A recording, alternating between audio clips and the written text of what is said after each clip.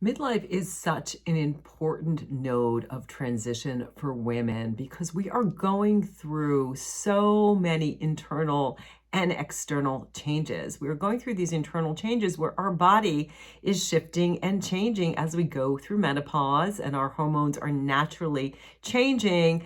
This can cause us to experience things like more fatigue, more depression, questioning ourselves. We're not feeling our best. And it kind of is a stop sign for us to really take some time to think about who we are, who we're becoming, who we want to be.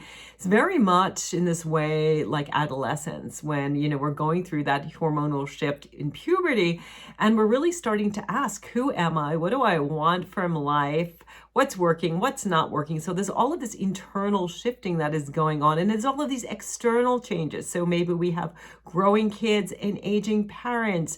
The career that once lit us up isn't doing it for us anymore. Our primary relationship, if we're in one, isn't quite working the way that it once was. And so it feels like we have been climbing up this ladder of success, and we get to the top and look around and wonder, gosh, why am I not happy? It's because often the ladder is up against the wrong building because we have been people pleasers. We've been doing all of these things to please other people. And now we start to make this shift and think about what's going to please me. How am I going to find that life balance? Time for myself and time for others, time for work and time for play, and time to take care of my body, because if we haven't been paying attention to our body, this transitional node is really the time when we actually need to start to take amazing care of ourselves, learn self-compassion, and treat ourselves the way we would a good friend.